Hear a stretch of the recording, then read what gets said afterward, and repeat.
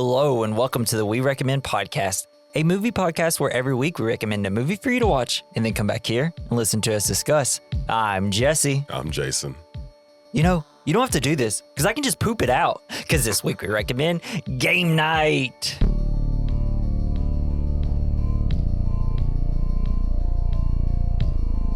Hell yeah, bro. So, Jason, what'd you think of Game Night? It was pretty funny. I liked it. It was entertaining. So this is the first time watching, right? Yeah. Yeah. It's kind of. Did you ever hear of this movie before? No. Is that not a shame? Wild. It's like the last great R-rated studio comedy that came out, because otherwise there hasn't been any that's made money or has been popular. Yeah, this movie's kind of like made for like me and my wife. We love board games and stuff. We love Jason Bateman. Man, he's getting older, isn't he? Yeah. And so is Matt Damon. He doesn't really Matt Damon's starting to look at, but I feel like Jason Bateman, he's kind of holding it back well. I think he seems younger to me because of his charisma, maybe. I don't know. Yeah. Maybe just the way he is. I don't know. It's just his sarcasm keeps him young. Yeah. Jason Bateman's. You looking forward to any Thanksgiving game nights? No, we don't really do anything game night wise on Thanksgiving. I mean, my family used to, like on my mom's side, they used to play games, but now I guess all the kids got older, so no one of them really like to play card games or anything. That's where I learned about like Phase 10 and nice. Skippo and games like that. They always had those. What's a staple game night game for you and your family? Growing up on my dad's side, we would always play poker for real money. Nice. Oh, that's good. So I got introduced to gambling super early. I loved it. Yeah.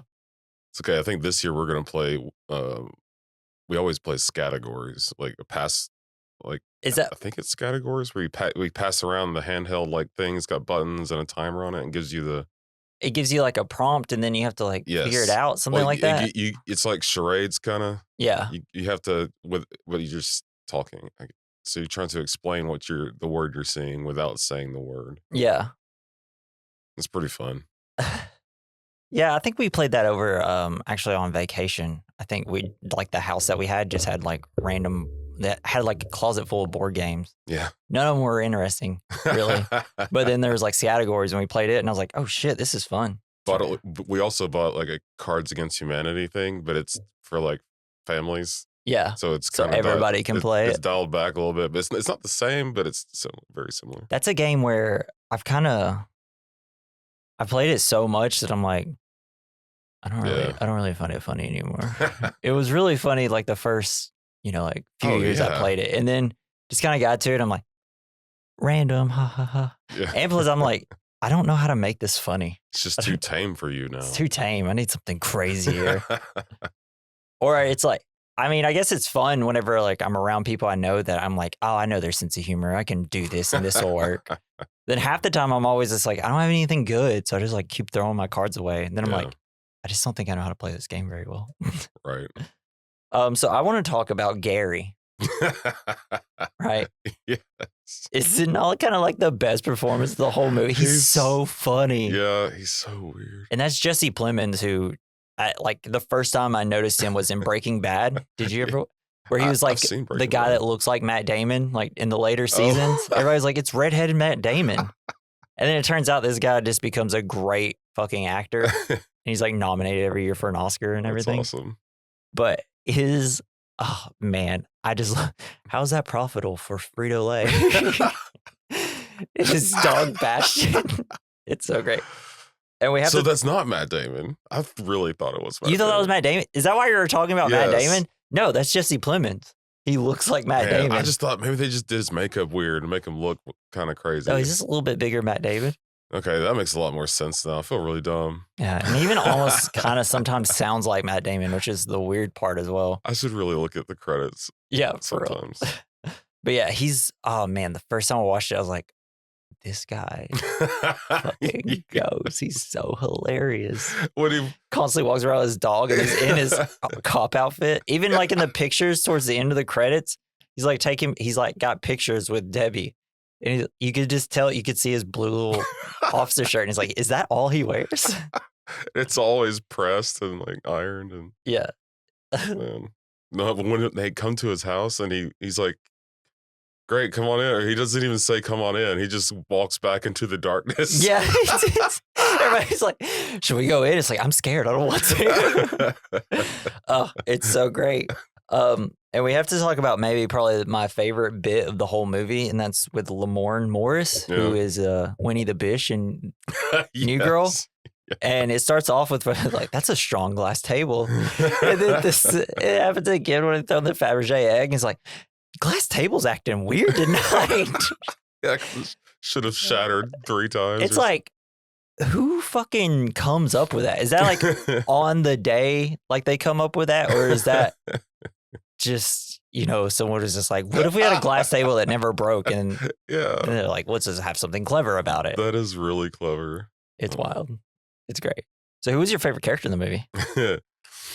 I think. And why was it Bastion? Maybe Gary. Oh, Bastion was pretty good. Gosh. He's so dumb. He's such a little cute doggo.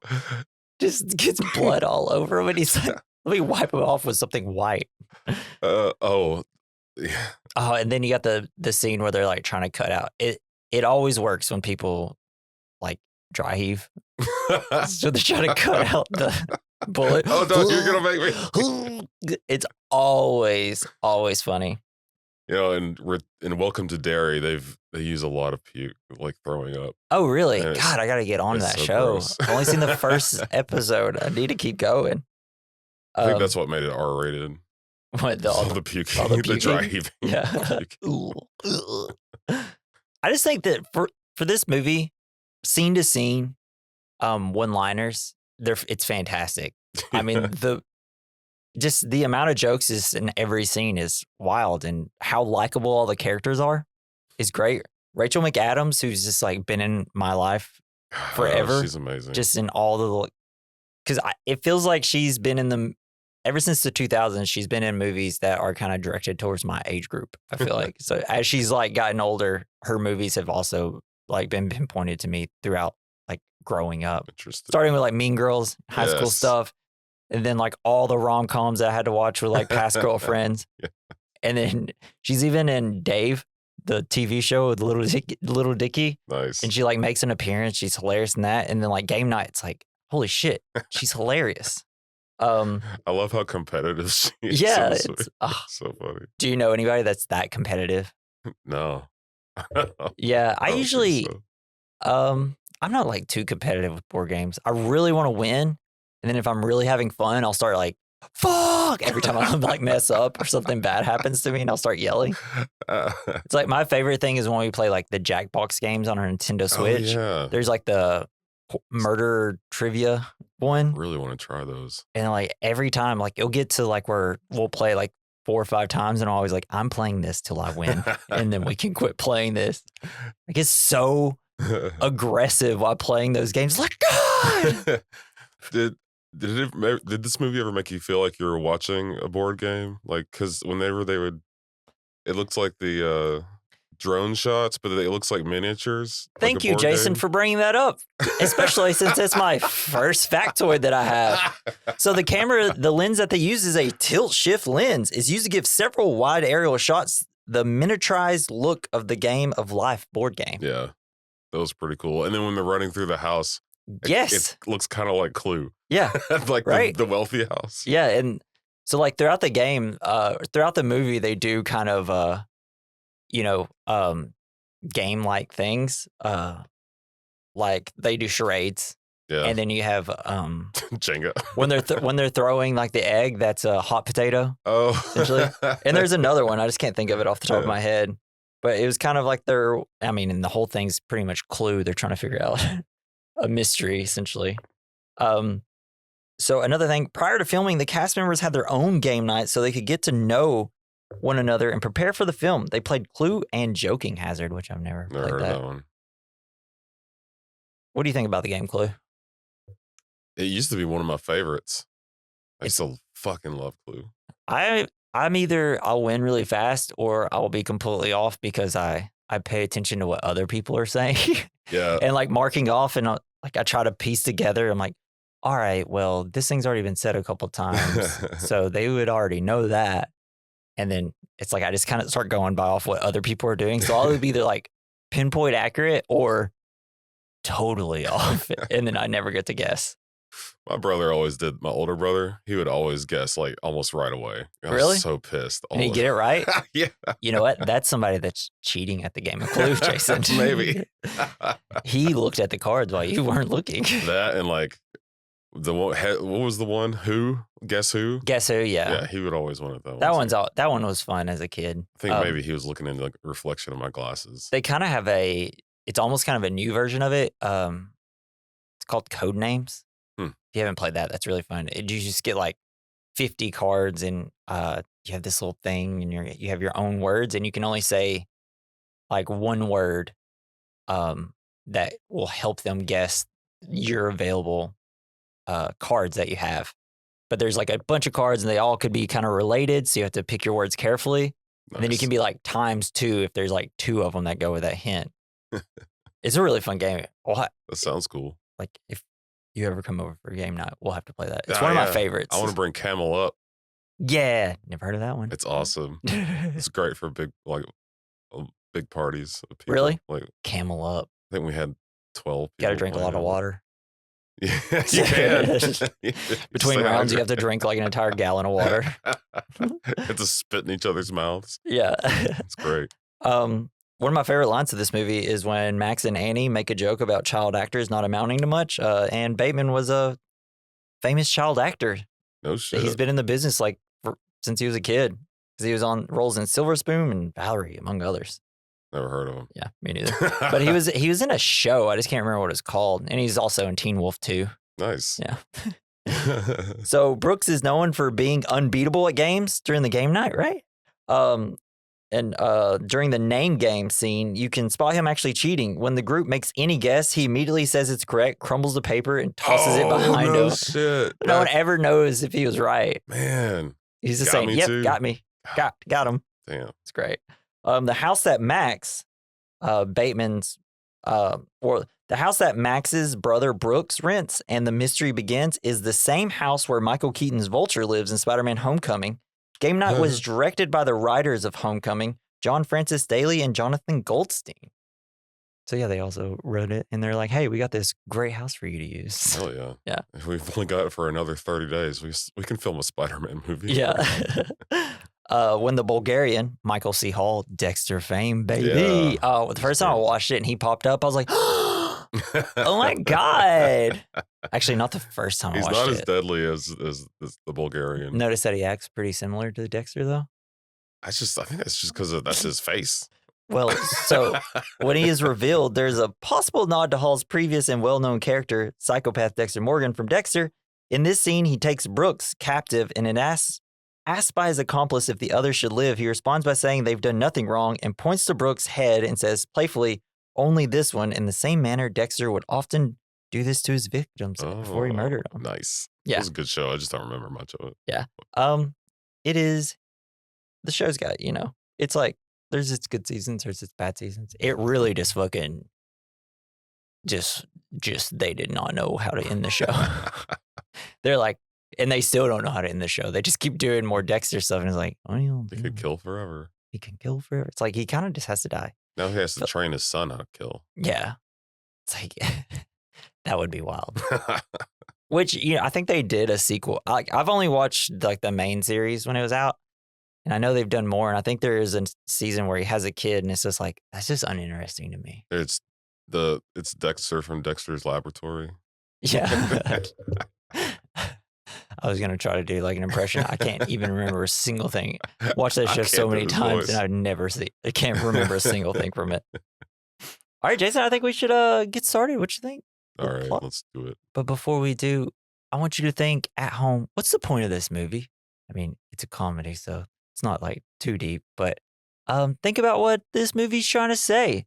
And also, you can tell us that by going in the link in the description, clicking that and telling us what you think. But also tell us what your favorite board games are. Yeah. I would love to.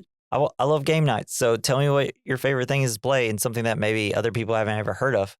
I'm right now kind of obsessed with a board game called Horrified. It's got all the classic Universal monsters, and you got to play against them. That's really fun. It's a cooperative game. It's really great. And if you can't click the link at the top of the description, go to the bottom. You can see our email. It's werecommend@gmail.com. All right, Jason, let's get into Game Night 2018. So, competitor gamer Max and Annie meet during trivia night at a bar. Yeah, the guy she's dating. Yeah. Her name. Tinky. It's also a Tinky Winky meet cute. Never get a lot of Teletubby meet cutes, right? They quickly fall in love and get married. You got great transitions between like the scenes. They high five Revolution. They high five Hitler. They're playing is it charades, I guess, and they keep pointing at like this field guy, and they're like, "Oh wait, single." Harry. This is like, all right, guys, depressed. Come on. And then can't keep a job. And then it ends with him asking her to marry her. Aww. That was really cute. And then they have a DDR wedding. Yeah. Which is great. I've tried playing DDR. I can't. I have no rhythm. So bad at it. No rhythm. Well, that game is, I don't even think that game is a rhythm game because it's just wild. Well, you have to like be able to do the beats. That boop, boop, boop. I don't know what kind of rhythm you have to play that game. I don't have it. The one that white boys like me and you don't have. No. They need a game where you just bite your bottom lip and stand on 2 squares. Yeah. Why are you biting your lip? Yeah, you bite your bottom lip. That's how you do good moves when you really get into it. And then you just you just have something like next to your head and you just bob your head and that's what touches the arrows. So they're trying to have a child, but their attempts are unsuccessful due to Max's stress surrounding his feelings and inadequacy when compared to his vastly more successful, attractive brother, Brooks, who is coming to town. This is great because they're talking to the semen doctor, or whatever you call him. And yeah, I'm not loving your semen. And then like they just keep kind of going on and on about like all of Jason Bateman's insecurities. And they're like, are you a therapist or a doctor? To treat the whole person. I treat the whole page. And then eventually start asking about Brooks and she's like, so is he like single? And it's like, I'm really looking to move on here. This is a horrible doctor. Yeah. And then we do like the cut to the house. And this is where we get the great like miniature transitions of the house. This movie looks fucking fantastic. Yeah. It's a great action movie at the same time. And it's just like the cinematography is fucking wonderful, dude. It's amazing. So they arrive home before their game night. But Gary comes outside, just standing out there with the dogs, like just still as can be. And he's got like this monotone, creepy way of talking. So they don't want to hang out with him. It's all hilarious. He asks about plans and they lie and say they aren't doing anything. It's very awkward. And as they're about to go inside, they lift up like 3 Tocino bags. He says, it's like, oh, having a game night? It's like, oh, no. It's like, you got 3 bags of chips. Like, oh, it was buy one, get 2 off. It's like 3 for 1. How can that be profitable for Frito-Lay? And I love at the end with all the credits because they go and like, he's like, you know, he has all the little notes like in his little basement office or whatever during the credit scene. And he's got 3 for 1. His marriage, something's, oh wait, no. Yeah, with the strings tied to everything. Yeah. Okay. Yeah. I was thinking about his room that got blood splattered. Yeah. So Gary, he's humorless, awkward police officer who stopped being regularly invited when his wife, a former friend of the couple, divorced him. They're like, yeah, we didn't really like Gary. We liked his wife. Oh, man. This sucks for Gary. Max and Annie's friends show up and start sneaking into the house through the windows. Ryan and his his Instagram girlfriends, like he just like completely destroys like a plant they have in their windowsill. Ryan's hilarious. This guy crushes. Yeah, and then they come in the back window too. Yeah, well, just use the door. Well, they can't because they have to. Well, I guess they can use the back door, right? He said to just use the sneak in the door. Like, yeah. So during Max and Annie's routine weekend game night with their friends Ryan, Kevin, and his wife Michelle, Ryan always brings models, and they're not very bright girls. Ryan brings up how rich people have fight clubs. Sure, that won't come in later. Because he believes everything he reads on BuzzFeed. Yeah. The friends talk up Brooks and kind of diss Max while doing so. Classic. And yeah, he can't have a baby because he thinks about his brother too much. Classic, you know? Brooks shows up and immediately shows up Max by arriving in a Corvette Stingray and sharing an embarrassing childhood story during charades. Sucking his own Max tried to use bungee cords so he could try to blow himself, and he gets stuck and his mom finds him. Oh, God. So embarrassing. Just some of the lines in here. Brooks calls Max Maxi Pad. It's like, ugh, fuck awful. You, dude. Like when he goes to hug him, he's like, oh, your hair smells good. Is that Head and Shoulders? And he's like, why do you got to think of that as the dandruff shampoo? And then Ryan, like after the whole bungee cord story, he's like, so did you suck it? He's really interested. He's probably never tried it. Yeah, and so Brooks is good at charades, quotation, and shows up Max when Max chokes. Motherfucking Ed Norton. And it's funny, they were just talking about Fight Club. All you had to say is Fight Club. Yeah, he could have said a lot of things. Yeah. But it's just like he only focuses on his wife, but not his other teammates. Yeah, I guess. And he chose the Hulk. The least memorable Hulk out of all of them because nobody remembers Ed Norton as Hulk. He was my favorite Hulk. I know, he's a good Hulk too. It's because he's probably like the best actor out of all the people that have played Hulk. Yeah. Mark Ruffalo is really good, but Edward Norton's just been crushing. So Annie also finds Brooks extremely obnoxious and decides to work together with Max to defeat him at the upcoming game night, which Brooks offers to host at his house he's renting while visiting. This will be a game night to remember. Awesome. And then they're kind of like when talking about how much they hate him, it's like she's kind of getting really fired up and they're like, yeah, we're going to like beat the shit out of him. It's like, what made you change your mind about Brooks? Like, now he's messing with your balls. And on the way to game night, Gary surprises them outside. He brings up Debbie. I like to think she left the recipe for good. Will, but it was most likely an oversight. And then the dog starts licking him in the face. It's like, what? So weird. And then like they're kind of driving to the game night house. And he says, a guy who rents a house this big must be making up for something pretty small. I say, Max, no, I've seen his dick. It's pretty great. Annie, well, I tried. It's like, just give her a win, man. Yeah. So Max, Rachel McAdams, Jason Bateman have just spectacular great chemistry. Yeah. So when the guests arrive, including Ryan's new date, Sarah, Brooks says he initiated an interactive role-playing mystery game promising the winner his stingray. It's like, yeah, here's my girl, your girl Sarah. It's like, she's smart because she's British. He's like, I'm not British, I'm Irish. It's like, well, same thing. It's like, no different island. Yeah, so he's like, same island. It's like, no, not really. He's like so dope. Yeah, it's compared to her, he's an idiot. And the whole time he's like, you see, I don't have just one type. And it's like, he just brought her it's like, I can be with smart people. To try to win the game. Yeah. Does this remind you of the movie The Game a little bit? Yeah, it actually does. With Michael Douglas. That'd have been a great double feature. That will. Yeah, it's a fun movie. It's a little silly. Yeah. Especially when it gets to the end, it's like, I would fucking... When he tries to kill himself. I would start hitting people. I would just go through and punch every single person that was involved in this scenario. So we see people outside the house talking about kidnapping. Then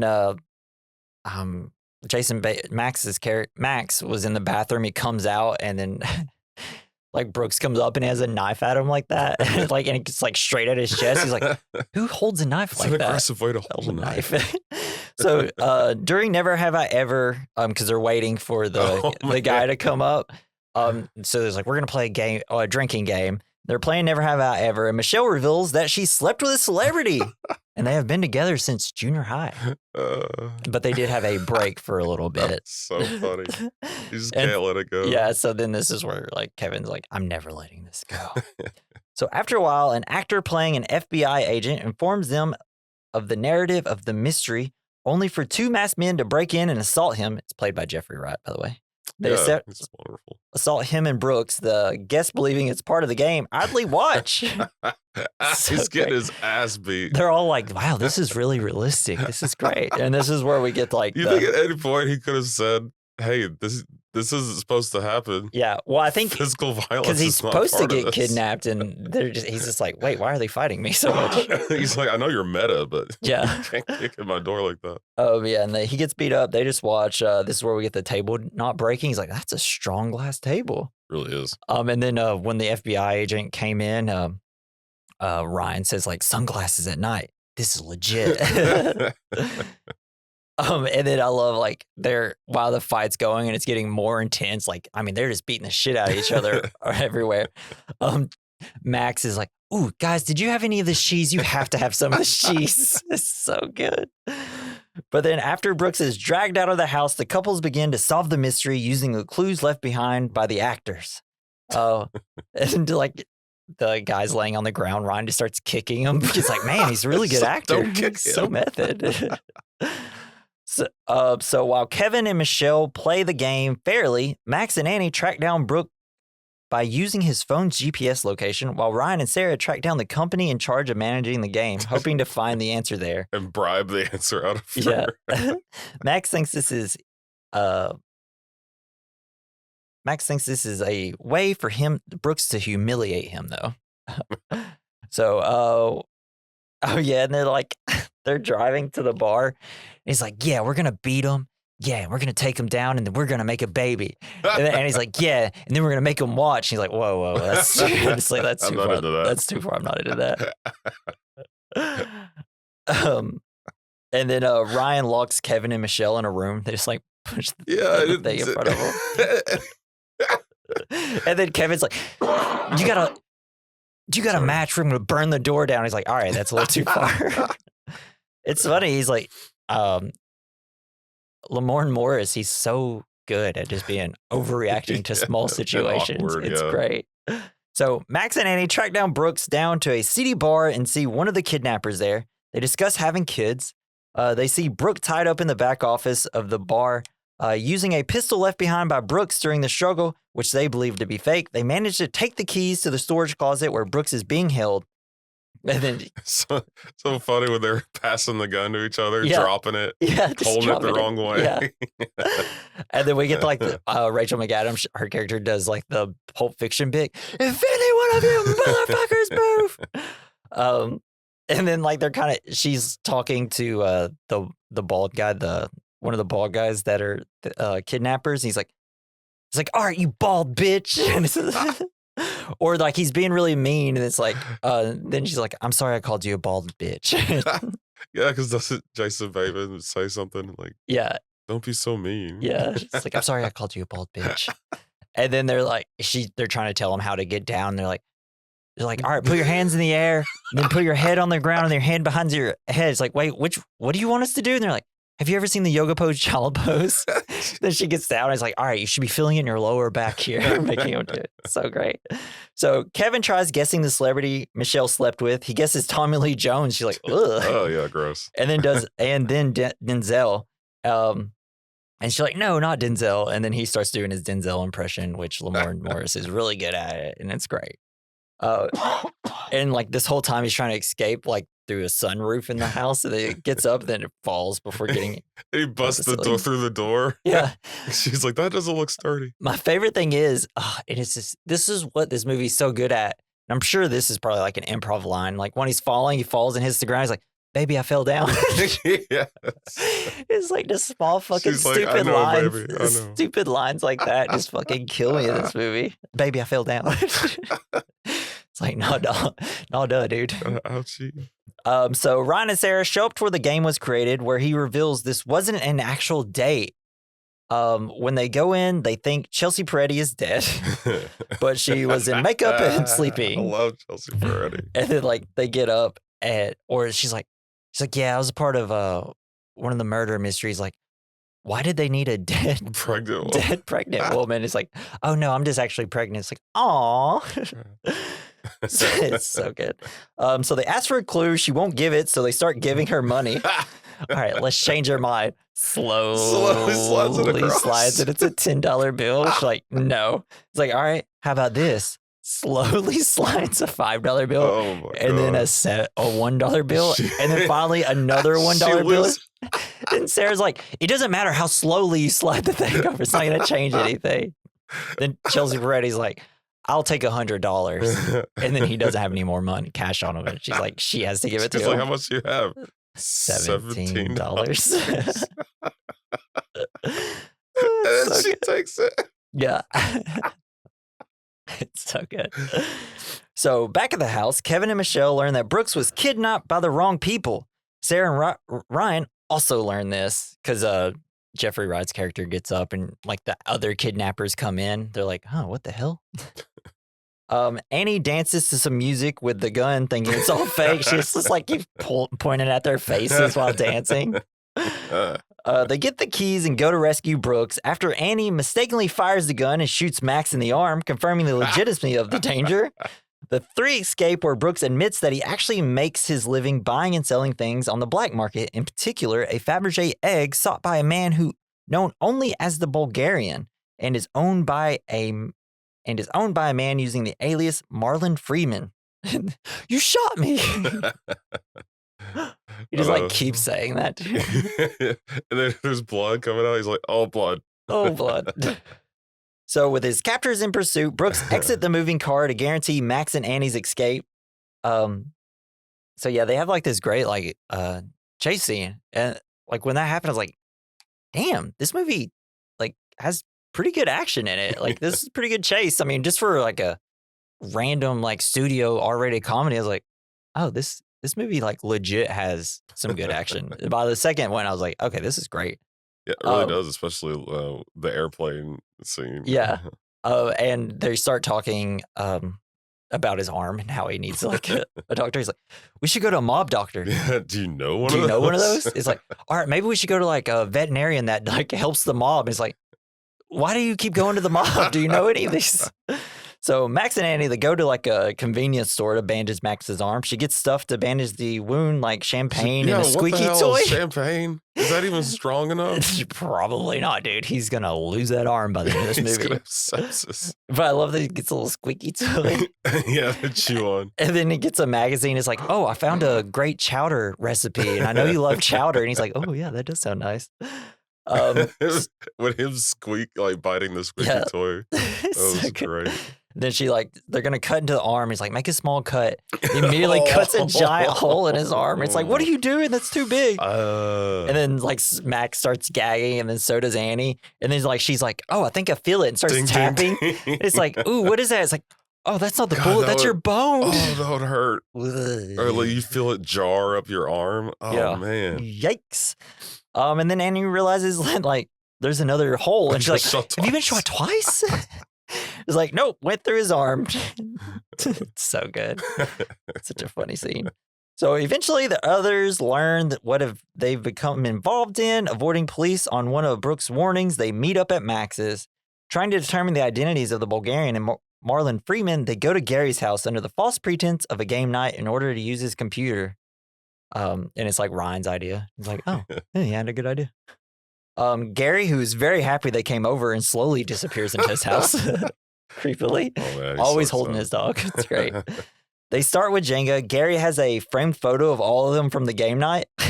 Yeah, doesn't everyone have of their closest friends? And they're like, yikes. Max asks to use the bathroom next to asks to use the bathroom, and then Gary's like, oh yeah, it's next to mine and Deb my room. And it's like, God, I don't know. Is this worth it? Maybe we just get out of here. Psycho. So, and then Max goes into his office and sees a shrine to Gary's former marriage. So, I love how they're trying to talk to Gary outside to keep him busy. Yeah. And Sarah asks, like, tell me about Debbie. And he's like, what? He sits down. It's like, let me tell you about the greatest woman that ever existed. Then the other guy's like, oh, right, she died. So Max finds out that Marlon Freeman is named Donald Anderton, played by Danny Houston, and learns of his address, though cannot find information on the Bulgarian. As he is gonna leave the office, Max realizes that he's bleeding everywhere, even on Gary's dog, Bastion. He's licking it up. Yeah. Oh, God.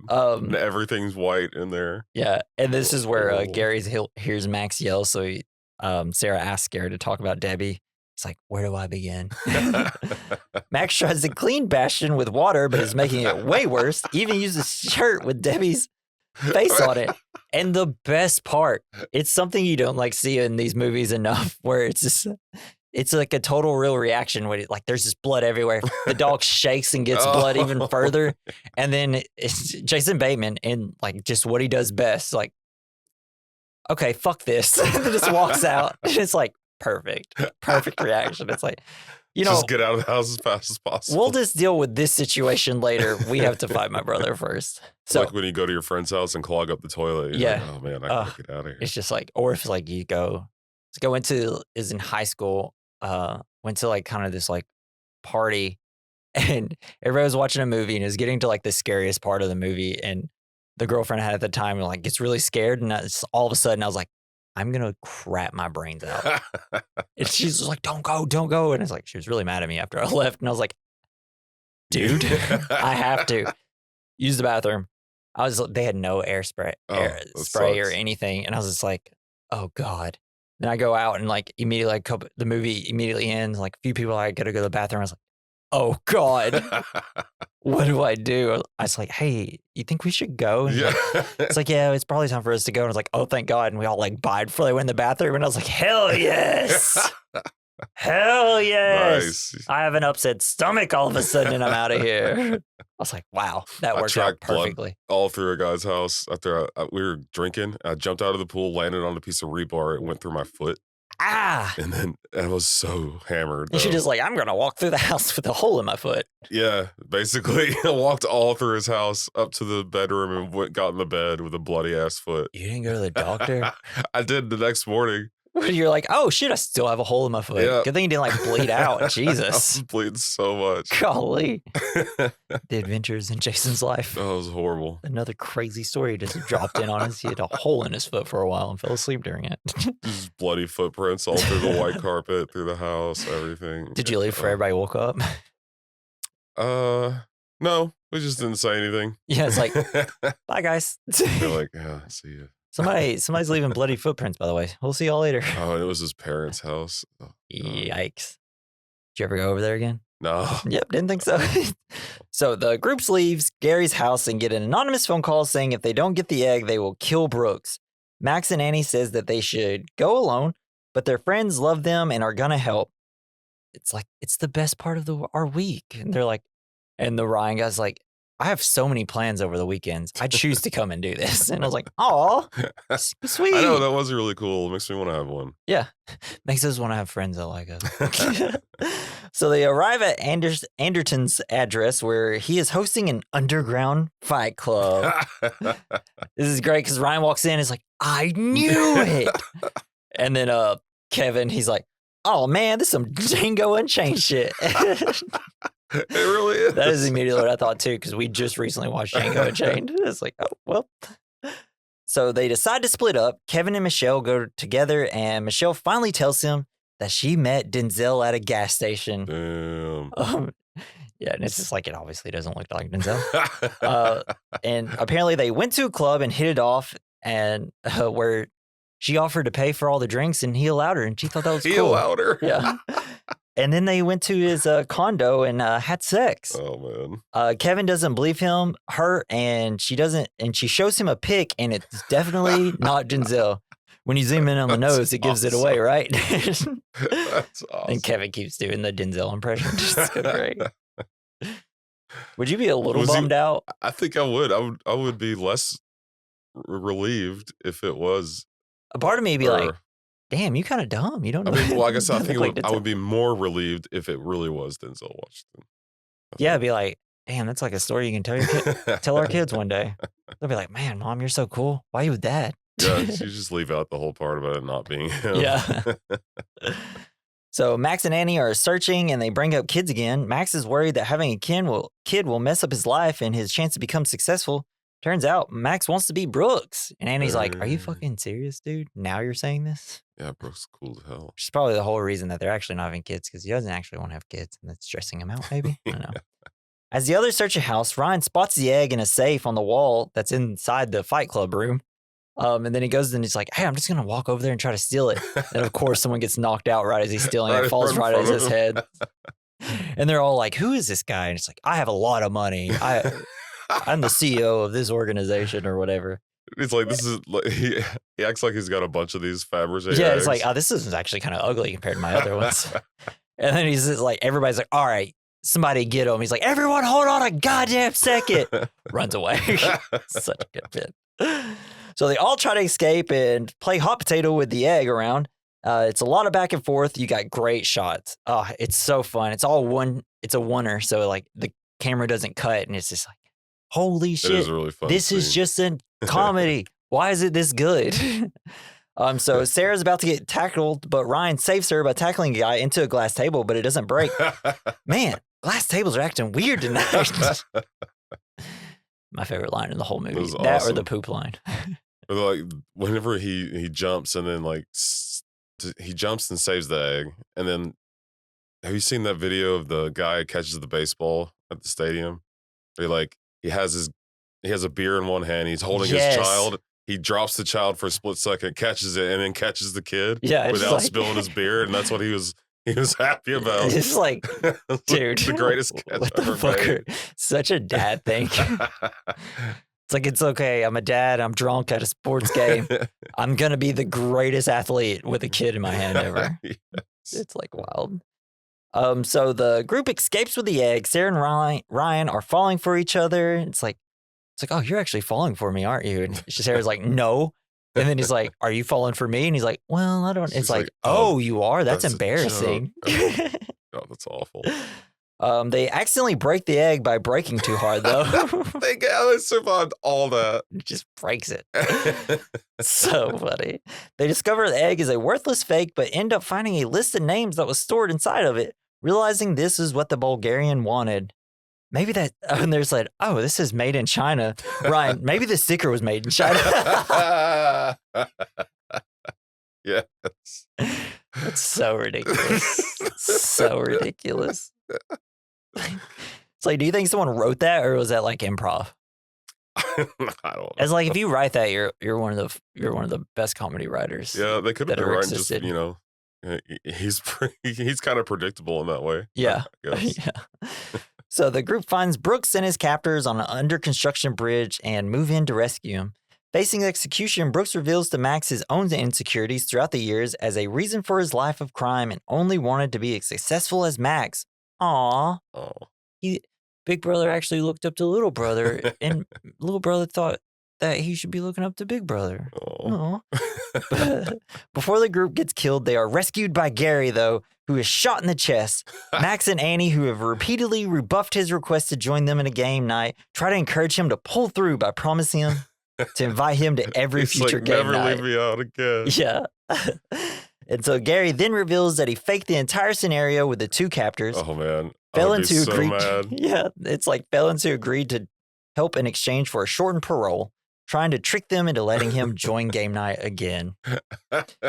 Honestly, though, I'd be like, all right, Gary, this is pretty fucking cool, dude. This was wild. We were really scared all night and thought we were going to die. But only half of what everything happened tonight was set up. So he is, however, unaware about the egg or Brooks' involvement in it, and they are immediately attacked by the real Bulgarian. They shoot Gary, and they take Brooks after he swallows the list, revealed to people in the witness protection program to keep it out of his hands. And it's Michael C. Hall. Just dissolve, right? And he lets everybody go. Paper? And what I love about this, I think they could have just, because they're like, Jason Bateman, Max is like, hey, we'll give you this paper, and that's it. Everything will be fine, and you can let us go. And the Bulgarian's like, okay. He would have killed them all. Yeah. Right? I don't think he would. He definitely would. I don't think he would maybe only have killed Brooks, because he seems like he was fine with letting the other people go. I don't know. I feel like a bad guy like both the Bulgarian like anybody who sees him. But he does let them go, though. I know, isn't that crazy? Yeah. He's just like, I don't fucking care about these guys. What are they going to do? I think maybe he would have let them all go. I don't know. He's still going to have a movie. Yeah. Though, I guess maybe not because, yeah, I mean, it makes no sense, but I think it's just supposed to be kind of like a nod to Dexter and kind of funny. But yeah, and he's like, all right, just give me the list. I'll let all y'all go. And then like Brooks immediately goes and eats it. And he's like, you fucking idiot. And with that line, I'm like, I think he was going to let them all go, actually. He got what he wants. That is the thing, like in bad guy plots, and I guess it's in general, it's always just like they just kill so many people. That, especially like international criminals. And it's like, why you just got stop killing everyone? I don't give a fuck. This is like, there's no reason. It just makes more blood trails, right? Yeah, but no, there's no one to pick you out of a lineup. Yeah, but like, I mean, if nobody, the police don't even have a picture of him, and like, what are they gonna do? It's like, hey, draw this guy and be like, have you seen Dexter? He looks like that guy. So Max and Annie use Brooks's Corvette. Brooks having secretly put up the keys in Max's coat pocket to ensure that he didn't know this whole time he had keys in his pocket. I guess he was just too busy to put his hands in his pocket. Yes. They drive it to the airport and stop the Bulgarian from taking off with Brooks in his jet. Brooks on the jet tries to say himself, you don't have to do this because I can just poop it out. It's like, we're not going to sift through your poop. We're going to cut a hole in your stomach. Yeah. Max and Eddie show up to save Brooks. They're going to try to crash into the plane to stop it, like in Taken 3. He misses. Yeah, the first time he misses, but then gets it the second time, stopping the plane. He's like, well, at least I got to drive this for a few seconds. Yeah, for 10 minutes or something. And then a goon gets out to kill him. Max is stuck inside the car while Annie runs and hides behind like a conveyor. Like she makes bird noises to get the goon's attention. And then Max uses charades to get Annie to drop a cargo box on the goon's head. Sorry. And I love it that he's like, this is some cute full circle bullshit here. Oh, he just goes so slow. Yeah. He just steps away. It's like this belt's just going so fucking slow. Guy steps out of the way, but then Annie with a fire extinguisher just knocks the shit out of him. And then Max is like, all right, I'm going to get on the plane and I'm going to get the drop on him and surprise him. So he tries to sneak on the plane, but he's so loud. And then he falls and like falls to the ground. He's like not good at it at all. Yeah, because the Bulgarian just kind of like looks up and he steps back. Yeah, like, waiting for him to fall. Yeah. And then like he throws the knife at Max and hits him. He's like, oh, right in my bullet hole. Right in my hole. And then Annie gets cornered by a goon and the guy gets sucked into the airplane engine. That was awesome. And I love it when he like gets the jump on her. He's like, wait, I have kids. He's like, not with an ass like that. And she's like, oh, thank you. So good. You're welcome. But then, yeah, it gets sucked in there and she's like, yeah. Oh. Yeah. And then Annie ends up actually getting the drop on him because she's completely better at everything than Max. Knocks him out. And then Max ties him up with a bungee, like some rope and cord. And then Brooks is like, wow, you immediately go to the sex thing. Huh? You get some bungees in your hands, you immediately try to make someone blow themselves. Max, now with some perspective, agrees to have kids. They say their baby will be better than all other baby. Brooks say that they have learned every lesson he wanted them to and pretends that it's all fake. It's like, all right, get up. And it's like, no fucking way. He's like, oh, no, just kidding. It's like, Brooks, I got a shot in my arm. If this was all fake, that's ridiculous. It's a badass game. So then a few months later go by. Brooks, under house arrest for his crimes, still manages to sell the list for $3 million, though also earning another $20,000 from each person on the list to let them know that they've been tipped off. And Annie finally becomes pregnant and reveals it by they're playing charades and has a bun and it's in the oven. And he's like, oh. I knew it. As soon as I started drawing it. Yeah, it's like, this is obvious. While the group, including an inept Gary, are continuing their game night, men with guns get ready to storm the building. And then you got Gary. He's drawing himself crying in a chair. And they're all like trying to guess what it is. And he's like, it's the Green Mile. It's like, what? It's everybody cried at the Green Mile. This is me crying while watching the Green Mile in a Regal Cinemaplex. He's like, did everybody not do this? And then we get a sequence during the closing credits reveal a diagram and models of the portion of the night that Gary had planned. In a post-credit sequence, Kenny, a man whom Michelle mistook for Denzel Washington, meets Debbie at a gas station. And they have like, so at the beginning when Max and Annie meet, they have like this like close-up smile where they're smiling at each other. Yeah. And they do it at the end with the guy that looks like Denzel and Debbie. But Debbie smiles like, she has like a weird smile. It's great. That's gotta be and awkward. That's game night. Jason, what's the point of game night? I don't know. I don't know. I think it's don't focus on what other people have and focus on what you have. Max has a perfect damn life, and he's too worried about his asshole brother. Yeah, that sucks. That's pretty much it. It's like, hey, don't worry about your family, dog. Just be yourself. Can't live up to them. Have your own idea of what success is. Yeah, for you, not what others do. And I guess people have secrets. Gary, everybody has a secret. All right, so we'll move on to our next category. The good, the bad, the ugly. It's where we talk about something we liked. The good could be a scene, actor, whatever. The bad, something we didn't like. The ugly, something that didn't age well. The fine, something that did age well.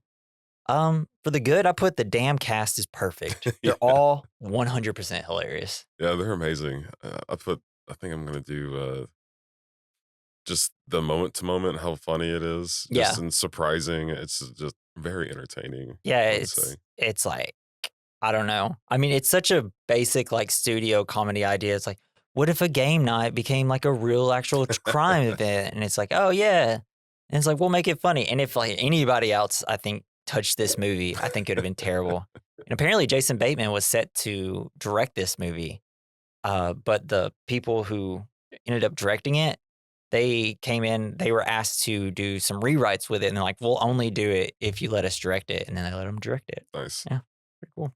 So the bad, I put truly nothing.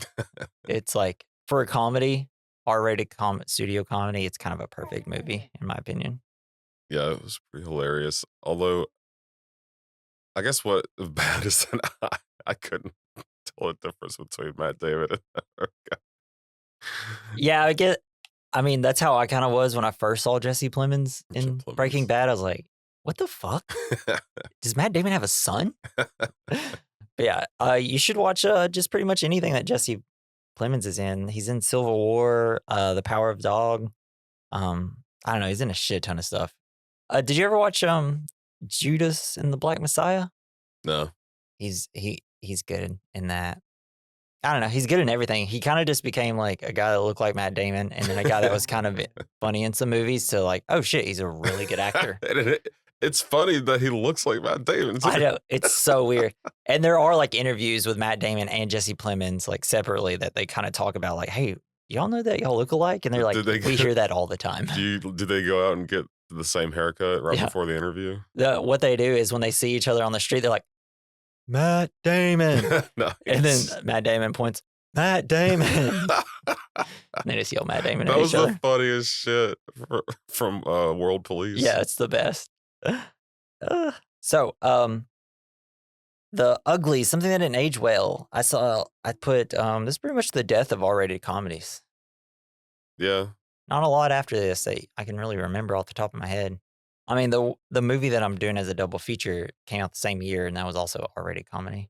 But well, I mean, would something like Rush Hour be considered a comedy? Yeah. I mean, but I mean, like, since this was in 2018, it's like, we haven't really had a lot more like that since. And if it is, they just aren't. Well, they're just all streaming now. This is like one of the few that was in theater, I feel like, at this point, and that people actually went to go see. Yeah. I think, I don't really have anything for ugly, but I think I don't know if Dexter's, what's his name? Michael Siegel. I don't think he did like a great job, but I would like to see more of stuff from him. Like I hate him. I'm gonna like saran wrap him to a table. Yeah, the thing I will say about that is Michael C. Hall's a really funny actor. If he's in Documentary Now. I don't know if you ever heard of that, and it's where they kind of like parody a bunch of documentaries. It's Bill Hader. Oh, nice. And like all like the SNL from that era, like kind of work together. I'm blanking on his name. I can't remember his name. Fred Armisen, he's also in it. Tim Robinson's in some of them. Nice. It's really great if you've seen the documentaries that they're making fun of. But even if not, like, it's so funny. But Michael C. Hall has some comedy chops, and they didn't really use them as well as I feel like they could have. But I think they wanted to make him not a comedic villain. They're like, here's the villain. I don't Oh, know. okay. But I think it would have been nice if he was a little funny sometimes. Yeah. He could have been. I Yeah. think. So the fine, I put Jason Bateman and Rachel McAdams comedy or chemistry. They've been also just been great in everything they've done together. And I will say the witty dialogue in the movie just looks amazing. Just looks great. Yeah, I can't wait to see more from Jason Bateman. I think almost anything he's in. You should watch is The really good. Gift. The Gift. Yeah, he directed it. I think it's like his first movie he directed. He's like funny in it, of course, because he's like sarcastic, but it's a very stressful movie. Oh no. It's so good. We watched it in theaters, and like my wife loves it, and it's pretty fucked up ending, man. Pretty fucked up Nice. ending. It's great. But yeah, you should just anything Jason Bateman. Just watch it. I mean, Arrested Development. God dang, you could just watch that on was my repeat favorite every show. day. I Yeah, still need to watch the 4th season of that. Or 3rd season, is it? I'm not sure. I don't know. The latest season. Everything after like the original version, it's like it's fine. It's fine. It's not fine. as good, but Yeah. it's fine. All right, so we're gonna hit up our next category, double features, where we recommend a movie to go alongside this movie. What you got, Jason? Well, there's the Steve Carell date night movie. I thought Yeah. that was a pretty fun one. Mark Wahlberg's in it. And like, Yeah. I love Kill that shot. Kill that shot. scene where he's like, "Hey, should we have sex together, all of us?" Yeah. And she says something like, "Not with him because he's weak," or something. He's weak.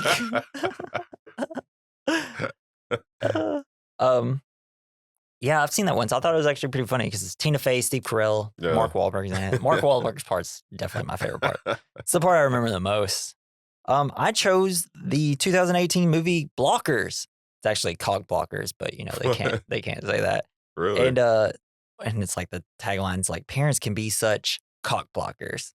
So 3 parents try to stop their daughters from losing their virginity on prom night. Jesus. It's got John Cena, Ike Barinholtz, and Leslie Mann, and they're fucking hilarious. John in this. Cena's a decent actor. Yeah, this Isn't was that crazy. Yeah, it's wild that out of all the wrestlers, well, yeah, it's just weird watching wrestling growing up and seeing all these wrestlers try to become movie stars and stuff like that. And of course, The Rock was the most successful at it, but was never really the best actor. Right. And then it turns out John Cena and Dave Bautista, Yes. 2 people I thought They're amazing. were kind of I think Dave Bautista's the bad promo. Well, like Batista wasn't the most charismatic in wrestling, like on the mic. John Cena was, but like it was just so boring and like wooden. And then you put them in movies and they're great. And they're like some of my favorite actors now. It's wild. Yeah. But yeah, this movie's hilarious.